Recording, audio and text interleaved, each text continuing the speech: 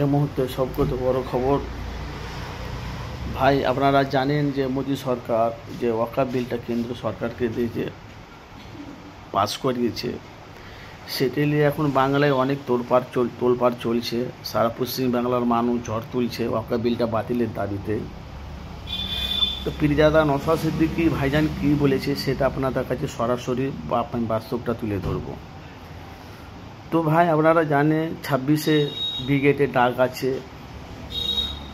ফুরফুরা শরীফে কম বেশি সব পীরজাদারা যাবে। 3 পীরজাদা ফুরফুরা শরীফ থেকে 3 পীরজাদা যাবে না, কেনে যাবে না, সেটাই নিয়ে আপনাদের কাছে তুলে ধরবো। আর বাস্তব নওশাদ সিদ্দিকী যে আলোচনাটা করেছে মিডিয়ার মুখোমুখি, সেটাও আমি আপনাদের কাছে তুলে ধরবো। এক মুসলমান যে বিপদে পড়ে আছে, সেই মুসলমানকে বাংলায় বাঁচাতে গেলে, রাজ্যের মুসলমান বাঁচাতে গেলে যদি বাংলায় কিছু ওদেরকে বাঁচাতে গেলে কিছু টাকা যদি দরকার হয়, তার মানে নওশাদ সিদ্দিকী ভাইজান বলছে আমি দেবো যদি দরকার পড়ে।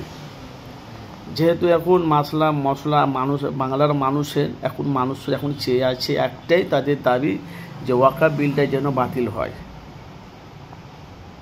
বাতিল হয়। কিন্তু এখন দেখেন, যাদেরকে আপনারা ভোট দিয়ে জিতিয়েছেন তারাই কিন্তু বিপদ ডেকে নিয়ে এসেছে। এই বাংলার মানুষ তাদেরকে ভোট দিয়ে জিতিয়েছে। কিছু বাংলার মানুষ আছে তারা বিজেপির পাক্কা দালাল হয়ে আছে। এই জন্যে বাংলার মুসলমান হিন্দুরা বাংলায় দাঙ্গা লেগেছে। তো নওশাদ সিদ্দিকী যে কথাগুলো বলছে ভাই, একটু মনোযোগ দিয়ে শুনবেন। উনি বলতে চাইছে যদি ওদের বাঁচাতে গেলে কিছু যদি টাকা অর্থ যদি দরকার হয়, নওশাদ সিদ্দিকী ভাইজান বলছে আমি দেবো।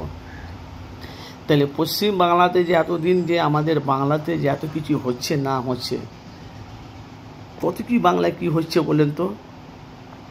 সঠিক বিচার কিন্তু পায় না।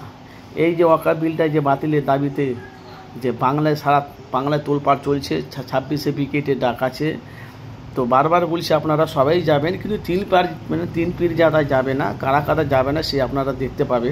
এখন আপনাদের কাছে সরাসরি বলে লাভ নেই।